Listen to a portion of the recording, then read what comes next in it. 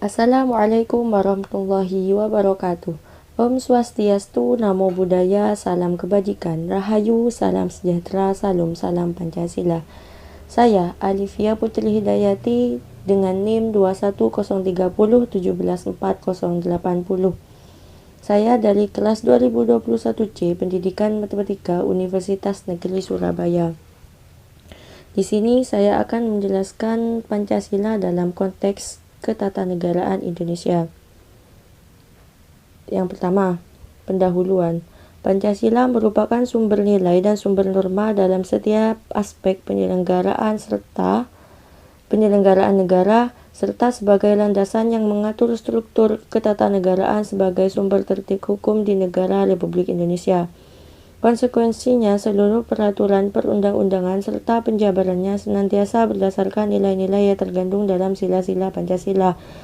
Dalam membahas negara dan ketatanegaraan Indonesia mengharuskan kita meninjau dan memahami penafsiran, kedudukan, dan peranan Pancasila, pembukaan Undang-Undang Dasar 1945 dan para pendiri dan pembentuk negara Republik Indonesia.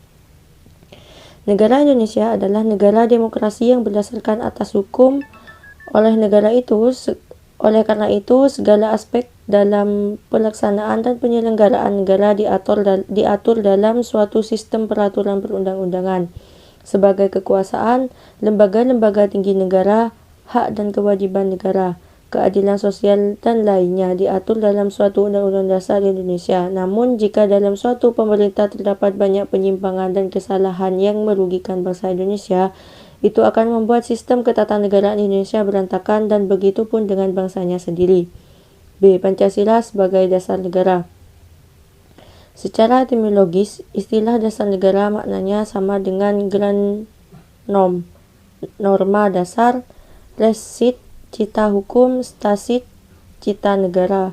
Filosofis, grundslag, dasar filsafat negara. Tim Pendidikan Pancasila Unesa 2019 halaman 156. Dasar negara merupakan suatu norma dasar dalam penyelenggaraan bernegara yang menjadi sumber dari segala sumber hukum sekaligus menjadi cita hukum baik tertulis maupun tidak tertulis dalam suatu negara. Demikian pula bangsa Indonesia sejak tanggal 18 Agustus 1945 menetapkan Pancasila sebagai Weltan Saung atau dasar negara bagi negara bangsanya. Hal ini terbukti dengan adanya sila-sila yang termaktub dalam pembukaan Undang-Undang Dasar Negara Republik Indonesia 1945 pada alinea keempat yang menyebutkan negara Republik Indonesia yang berkedaulatan rakyat berdasarkan pada ketuhanan yang Maha Esa, kemanusiaan yang adil dan beradab, persatuan Indonesia, kerakyatan yang dipimpin oleh hikmat kebijaksanaan dalam permusyawaratan perwakilan, serta keadilan sosial bagi seluruh rakyat Indonesia. Kedudukan Pancasila sebagai dasar negara bagi bangsa Indonesia dapat digambarkan sebagai berikut. Pancasila, Undang-Undang 1945, Tubuh UUD, TAP MPR, Undang Peraturan Pemerintah Daerah. Alasan Pancasila sebagai dasar negara. 1. Pancasila digali dari adat dan budaya bangsa Indonesia. 2. Pancasila memiliki potensi menampung kondisi dan sifat pluralistik bangsa. 3. Bangsa menjamin kebebasan warga negara untuk beribadah namun agama dan keyakinan. Yang keempat, Pancasila memberikan landasan bagi bangsa Indonesia dalam mengantisipasi ancaman, tantangan, hambatan, dan gangguan dalam hidup bermasyarakat, berbangsa, dan bernegara. Yang kelima, Pancasila memiliki potensi menjamin keutuhan NKRI. Yang keenam, Pancasila terjamin terwujudnya masyarakat yang adil dan makmur. Ketujuh, Pancasila memberikan jaminan terselenggaranya demokrasi dan hak asasi manusia sesuai dengan adat dan budaya bangsa. Makna Pancasila sebagai dasar negara. Yang pertama, Pancasila sebagai pondasi bagi pembentukan negara. Yang kedua, Pancasila sebagai cita negara dan cita hukum yang berkembang menjadi start fundamental norma bersifat konstitutif dan regulatif. Yang ketiga, Pancasila sebagai sumber dari segala sumber hukum. Yang keempat, Pancasila menjiwai Undang-Undang NKRI 1945 dalam mengatur penyelenggaraan negara serta menata kehidupan warga negara dalam bermasyarakat, berbangsa, dan bernegara. C. Hubungan Pancasila dengan pembukaan Undang-Undang Dasar Negara Republik Indonesia.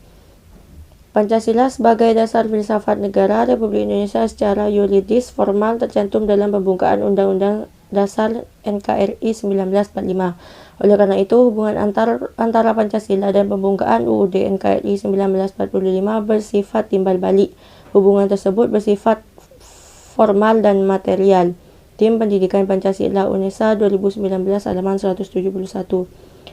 Pancasila tidak dapat terlepas dari pembahasan pembukaan Undang-Undang Dasar 1945. Hal ini dikarenakan dalam pembukaan Undang-Undang Dasar 1945 terdapat rumusan Pancasila yang secara formal diakui sejak ditetapkannya oleh pembentuk negara pada tanggal 18 Agustus 1945. Pembukaan UUD 1945 memuat asasi bagi kenegaraan dan tidak dapat diubah, sebagaimana yang telah diakui, dipertegas, dan dikuatkan oleh MPR. 1.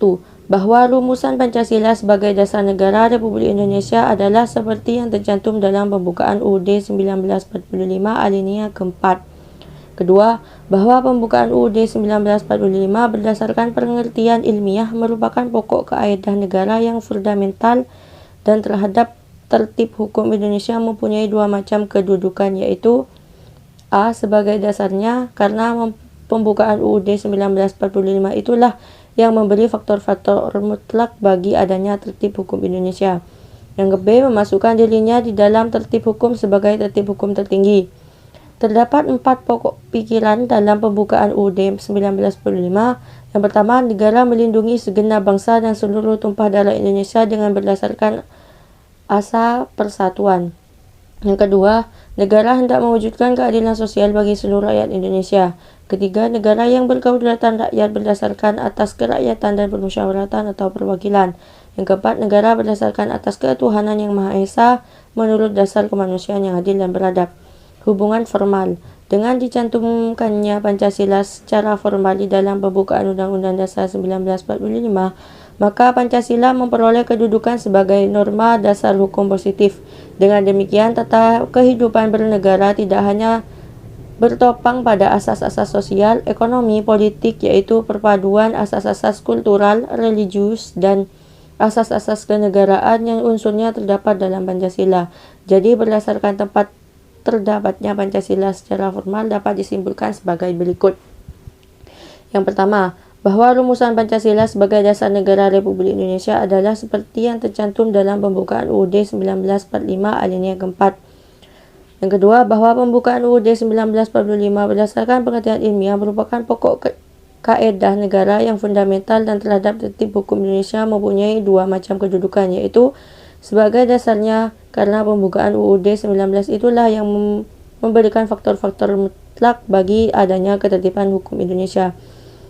Yang B. Memasukkan dirinya di dalam tertib hukum sebagai tertib hukum tertinggi. Ketiga, bahwa dengan demikian pembukaan UUD 1945 berkedudukan dan berfungsi selain sebagai mukadimah dan UUD 1945 dalam kesatuan yang tidak dapat dipisahkan, juga berkedudukan hukumnya sebagai suatu yang bereksistensi sendiri, yang hakikat kedudukannya hukum berbeda dengan pasal-pasalnya. Karena pembukaan UUD 1945 yang intinya adalah Pancasila tidak tergantung pada batang tubuh UUD 1945 bahkan sebagai sumbernya. 4. Bahwa Pancasila dengan demikian dapat disimpulkan mempunyai hakikat sifat kedudukan dan fungsi sebagai pokok kaedah negara yang fundamental yang menjelmakan dirinya sebagai dasar kelangsungan hidup negara Republik Indonesia yang diproklamirkan pada tanggal 17 Agustus 1945, bahwa Pancasila sebagai inti pembukaan UUD 1945 dengan demikian mempunyai kedudukan yang kuat, tetap, dan tidak dapat diubah dan terletak pada kelangsungan hidup negara Republik Indonesia. Hubungan material. Jika kita tinjau kembali proses perumusan Pancasila dan pembukaan UUD 1945, maka secara kronologis materi yang dibahas oleh BPUPKI yang pertama adalah dasar filsafat Pancasila dan kemudian pembukaan UUD 1945. Setelah pada sidang pertama pembukaan UUD 1945, BPUPKI membicarakan dasar filsafat negara Pancasila dan tersusunlah piagam Jakarta yang disusun oleh Panitia 9. Sebagai wujud bentuk pertama pembukaan UUD 1945, jadi berdasarkan urutan-urutan tertib hukum Indonesia, pembukaan UUD 1945 adalah sebagai tertib hukum yang tertinggi. Adapun tertib hukum Indonesia bersumber pada Pancasila atau dengan kata lain sebagai sumber tertib hukum Indonesia. Orde Lama. Pada masa Orde Lama, Pancasila dipahami berdasarkan paradigma yang berkembang pada situasi dunia yang diliputi oleh tajamnya konflik ideologi. Pada saat itu, kondisi politik dan keamanan dalam negeri diliputi oleh kekacauan dan kondisi sosial budaya berada dalam suasana tradisional dari masyarakat terjajah menjadi masyarakat merdeka. Masa Orde Lama adalah pencarian bentuk implementasi Pancasila terutama dalam sistem kenegaraan. Pancasila diimplementasikan dalam bentuk yang berbeda-beda pada masa Orde Lama. Periode 1945 sampai 1950. Konstitusi yang digunakan adalah Pancasila dalam UUD 1945 yang presidensil. Namun dalam praktik kenegaraan, sistem presidensil tidak dapat diwujudkan. Setelah penjajahan dapat diusir, persatuan mulai mendapat tantangan. Upaya-upaya untuk menggantikan Pancasila sebagai dasar negara dengan faham komunis PKI melalui pemberontakan Madiun tahun 1945 dan oleh D1 atau TII yang akan mendirikan negara dengan dasar Islam. Penerapan Pancasila selama periode 1950 sampai 1959 adalah Pancasila diarahkan sebagai ideologi liberal yang ternyata tidak menjamin stabilitas pemerintahan. Walaupun dasar negara tetap Pancasila, tetapi rumusan sila keempat bukan berjiwakan musyawarah mufakat melainkan suara terbanyak. Periode 1956 sampai 1965 dikenal sebagai periode demokrasi terpimpin. Demokrasi bukan berada pada kekuasaan rakyat sehingga yang memimpin adalah nilai-nilai Pancasila, tetapi berada pada kekuasaan pribadi Presiden Soekarno. Terjadilah berbagai penyimpangan penafsiran terhadap Pancasila dalam konstitusi. Akibatnya Soekarno menjadi otoriter, diangkat menjadi presiden seumur hidup. Politik konfrontasi dan menggabungkan nasionalis, agama, dan komunis yang ternyata tidak cocok bagi NKRI. Terbukti adanya kemerosotan moral di sebagai masyarakat yang tidak lagi hidup bersendikan nilai-nilai Pancasila dan berusaha untuk menggantikan Pancasila dengan ideologi lain. D. Hubungan pembukaan Undang-Undang NKRI 1945 dengan Proklamasi Kemerdekaan 17 Agustus 1945.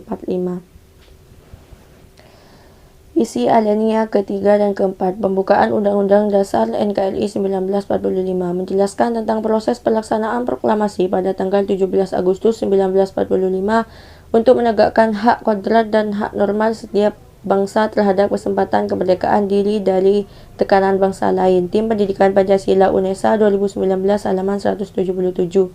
Alinea ke-1 dan kedua dan ketiga pembukaan Undang-Undang NKRI 1945 memberikan penegasan terhadap dilaksanakan proklamasi 17 Agustus 1945 sebagai bentuk perjuangan gigih penegakan hak kodrat dan hak moral atas kemerdekaan itu sendiri. Tim Pendidikan Pancasila UNESA 2019 halaman 177. Hubungan pembukaan UUD 1945 dengan proklamasi kemerdekaan 17 Agustus. Makna dan isi dalam naskah Proklamasi Kemerdekaan RI tanggal 17 Agustus 1945 adanya pernyataan kemerdekaan bangsa Indonesia oleh Proklamator Soekarno-Hatta kepada bangsa Indonesia dan juga kepada dunia luar atau bangsa-bangsa lain di dunia. Tindakan-tindakan dalam rangka pemindahan kekuasaan dari kaum penjajah ke tangan bangsa Indonesia harus segera dilaksanakan. Mulai saat ini kita menyusun negara kita, negara merdeka, negara Republik Indonesia Merdeka, kekal dan abadi. Pidato Insinyur Soekarno sesaat setelah proklamasi kemerdekaan 17 Agustus 1945. Berpegang pada keseluruhan isi pengertian yang terkandung dalam pembukaan, maka dapatlah ditentukan letak dan sifat hubungan antara proklamasi dan pembukaan UUD 1945. Letak hubungan antara proklamasi dan pembukaan. 1. Disebutkan kembali pernyataan kemerdekaan dalam bagian ketiga. Pembukaan menunjukkan bahwa antara proklamasi dan pembukaan merupakan suatu rangkaian yang tidak dapat dipisahkan. 2. Ditetapkannya pembukaan pada tanggal 18 Agustus 1945 bersama-sama ditetapkan UUD, Presiden, dan Wapres merupakan realisasi bagian kedua proklamasi. Ketiga, pembukaan hakikatnya merupakan pernyataan kemerdekaan yang lebih terperinci dengan memuat pokok-pokok pikiran adanya cita-cita luhur yang menjadi semangat pendorong ditegakkan kemerdekaan. Dalam bentuk negara Indonesia merdeka, berdaulat, bersatu, adil, dan makmur dengan berasaskan kerohanian Pancasila. Sifat hubungan antar pembukaan dan proklamasi. 1. Memberikan penjelasan terhadap dilaksanakan proklamasi pada tanggal 17 Agustus 1945, yaitu memberikan hak kodrat dan hak moral setiap bangsa akan kemerdekaan bagian ketiga dan keempat pembukaan. Kedua, memberikan penegasan terhadap dilaksanakan proklamasi 17 Agustus 1945, yaitu perjuangan gigih menegakkan hak kodrat dan hak moral atas kemerdekaan bagian pertama, kedua, dan ketiga pembukaan. Ketiga, memberikan pertanggungjawaban terhadap dilaksanakannya proklamasi 17 Agustus 1945, yaitu bahwa kemerdekaan bangsa Indonesia yang diperoleh melalui perjuangan luhur bagian keempat pembukaan. Penyusunan UUD adalah untuk dasar-dasar pembukaan pemerintah negara Indonesia dan melaksanakan tujuan-tujuan negara. Isi pengertian bagian-bagian proklamasi. 1. Bagian pertama, proklamasi memperoleh penjelasan, penegasan, dan pertanggungjawaban pada bagian pertama sampai dengan pembukaan. Dan bagian kedua, proklamasi memperoleh penjelasan dan penegasan pada bagian keempat pembukaan, yaitu A. Hal tujuan negara yang akan dilaksanakan oleh pemerintah negara. B. Hal UUD negara yang akan disusun sebagai landasan pembentukan pemerintah negara. C. Hal bentuk negara republik yang berkedaulatan rakyat. Dan D. Hal atas kerohanian filsafat negara Pancasila. Berpegang pada sifat hubungan antara proklamasi dan pembukaan berarti bahwa antara proklamasi dan pembukaan merupakan satu kesatuan yang bulat. Apa yang terkandung dalam pembukaan merupakan amanat keramat proklamasi 17 Agustus 1945. Makna pembukaan UUD 1945. Alinea pertama, keteguhan bangsa Indonesia dalam membela kemerdekaan melawan penjajah dalam segala hal. Alinea kedua, kemerdekaan yang dicapai oleh bangsa Indonesia merupakan hasil perjuangan pergerakan melawan penjajah. Dan yang ketiga, motivasi spiritual yang luhur bahwa kemerdekaan kita adalah berkat rahmat Allah yang Maha Kuasa. Dan yang keempat, kemerdekaan bangsa Indonesia yang disusun dalam suatu UUD 1945. Makna proklamasi kemerdekaan 17 Agustus 1945. Proklamasi kemerdekaan yang dikumandangkan oleh Soekarno-Hatta memiliki makna bahwa bangsa Indonesia telah menyatakan kepada dunia luar maupun kepada bangsa Indonesia sendiri bahwa sejak saat itu bangsa Indonesia telah merdeka. Makna proklamasi kemerdekaan 17 Agustus 1945. Merdeka dalam bidang politik, merdeka dalam bidang ekonomi, merdeka dalam bidang kebudayaan. Hubungan proklamasi kemerdekaan dan pembukaan UUD 1945. Proklamasi kemerdekaan 17 Agustus 1945 merupakan salah satu sumber hukum bagi negara Indonesia dan menjadi landasan hukum bagi pengesahan Undang-Undang Dasar UUD 1945. Proklamasi kemerdekaan mempunyai hubungan yang sangat erat, tidak dapat dipisahkan dan merupakan satu kesatuan dengan UUD 1945, terutama dengan pembukaan UUD 1945. Proklamasi kemerdekaan dengan pembukaan UUD 1945 merupakan suatu kesatuan yang bulat. Apa yang terkandung dalam pembukaan UUD 1945 merupakan suatu amanat yang luhur dan suci dari proklamasi kemerdekaan 17 Agustus 1945. Hubungan Pancasila dengan pasal-pasal UUD NKRI 1945.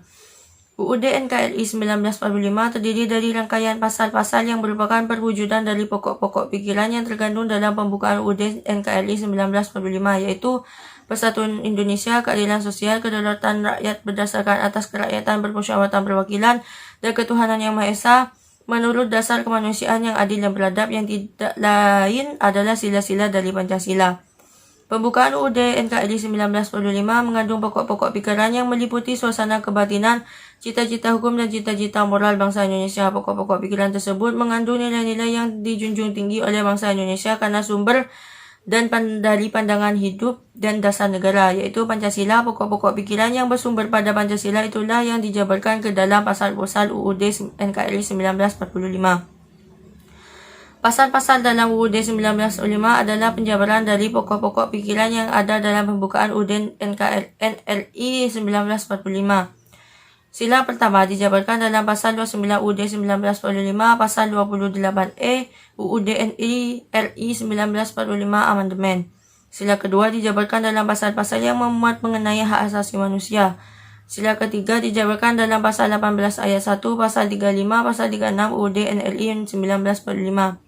Sila keempat dijabarkan pada pasal 1, pasal 2, pasal 3, dan pasal 19 UUD NRI 1945. Sila kelima dijabarkan pada pasal 23 ayat 1, pasal 31, dan pasal 34 UUD NRI 1945. Pancasila pertama, ketuhanan yang Maha Esa. Pasal 29. 1. Negara berdasarkan ketuhanan yang Maha Esa. Negara menjamin kemerdekaan tiap-tiap penduduk untuk memeluk agama masing-masing dan untuk beribadah menurut agamanya dan kepercayaan itu. Penjelasan, dalam sila pertama dapat diketahui bahwa bangsa Indonesia adalah bangsa yang beragama. Warga negara Indonesia bebas untuk memilih agamanya masing-masing dan beribadah menurut ajarannya agamanya.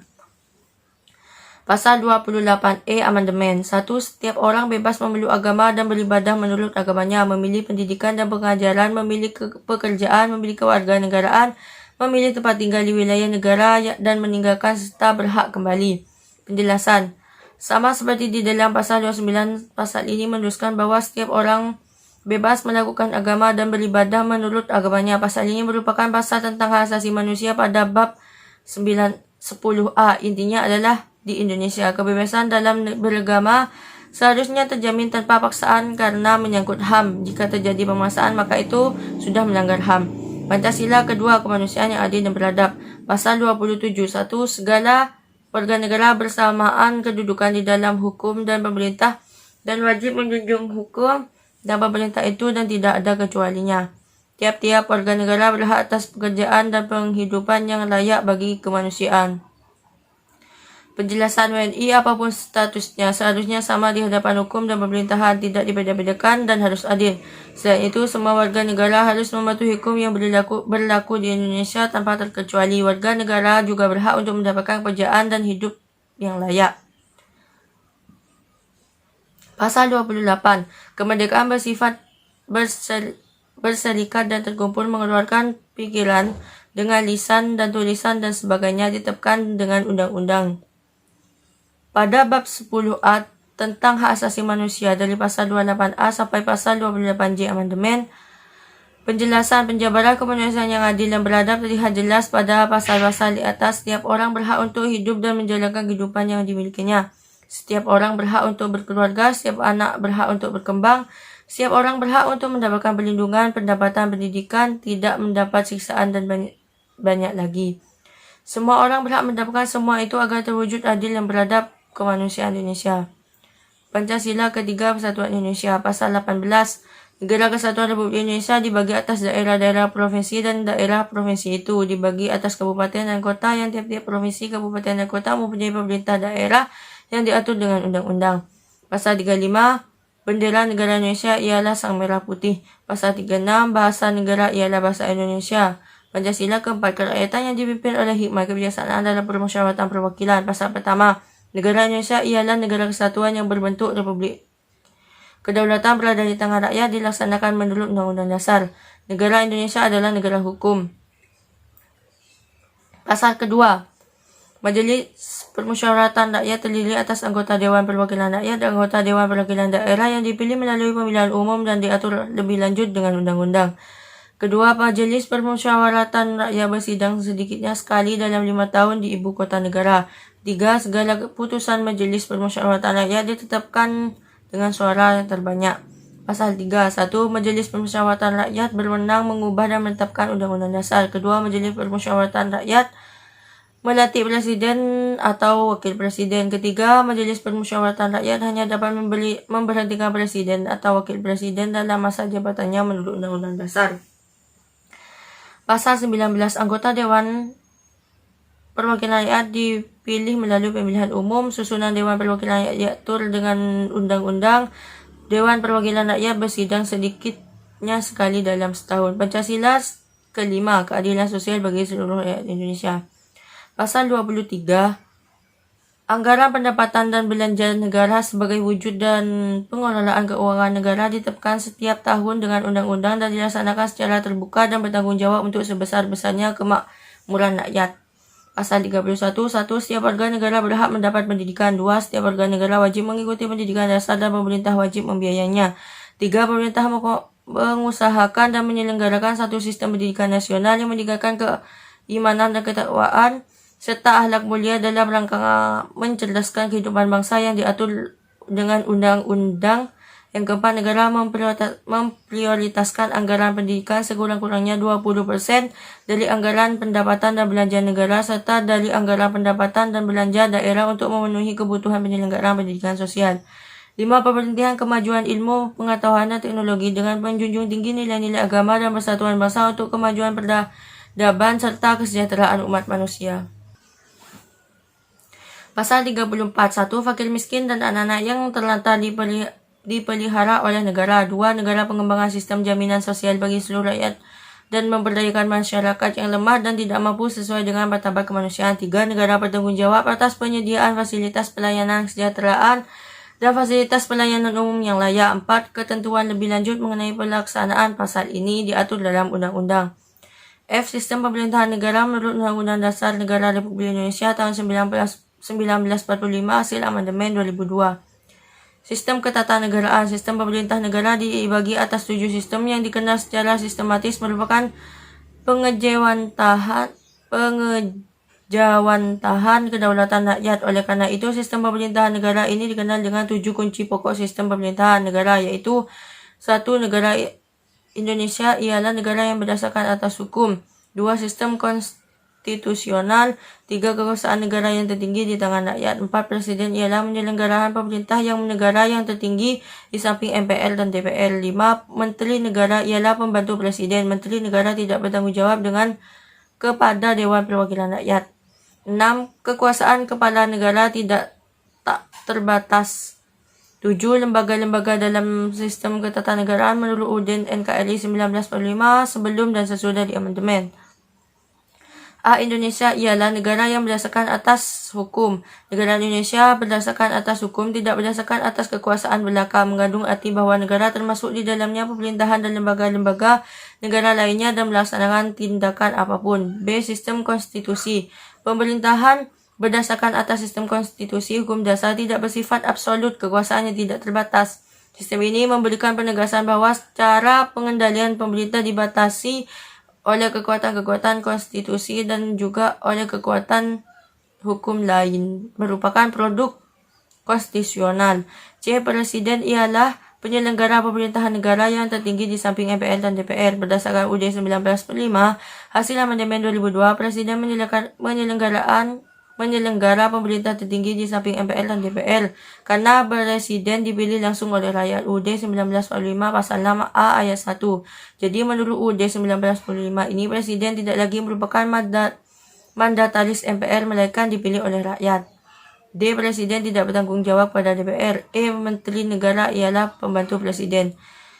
Menteri negara tidak bertanggung jawab pada DPR. Presiden dalam melaksanakan tugas dibantu oleh menteri-menteri negara pasal 17 ayat 1 hasil amandemen. F. Kekuasaan kepala negara tak terbatas. Meskipun kepada kepala negara tidak bertanggung jawab pada DPR, ia bukan diktator, artinya kekuasaan tidak terbatas. Di sini presiden adalah sudah tidak lagi merupakan mandataris MPR, namun demikian ia tidak dapat membubarkan DPR atau MPR. G. Negara Indonesia adalah negara hukum. Negara hukum berdasarkan Pancasila, bukan berdasarkan kekuasaan. Sistem pemerintahan negara menurut UUD 1945 hasil amandemen. Sistem pemerintahan negara Indonesia sebelum amandemen dijelaskan secara terperinci dan sistem dalam UUD 1945. Sistem pemerintahan negara Indonesia dibagi atas 7 yang secara sistematis merupakan pengejawantahan kedaulatan. Oleh karena itu, sistem pemerintahan dikenal dengan 7 kunci pokok sistem pemerintahan negara. Seperti tadi.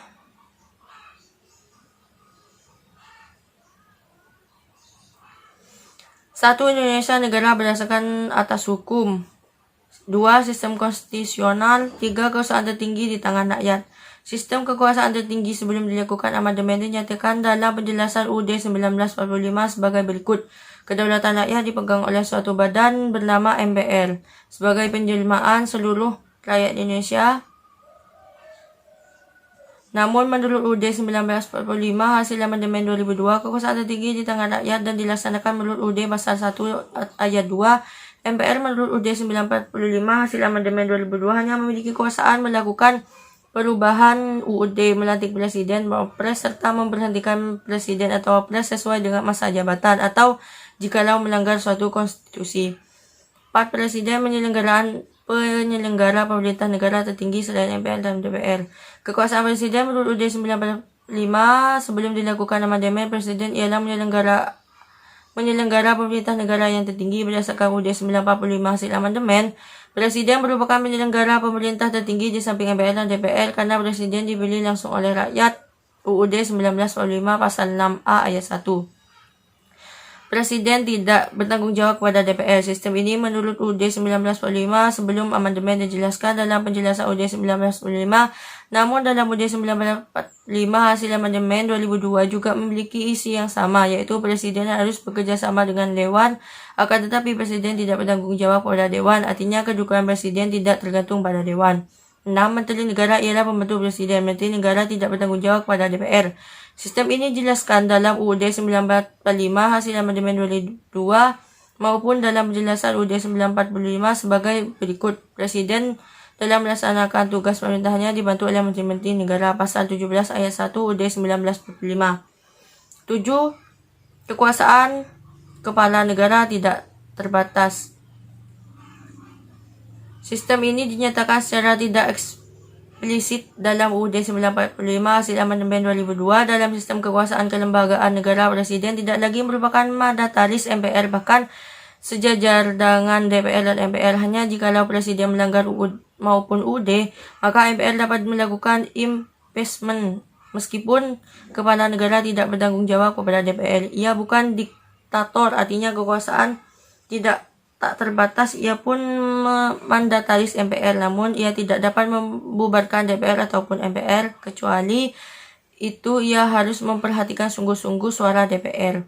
Warsono dalam Kailan 2010 halaman 187. Sekian dari video saya, kurang lebihnya mohon maaf.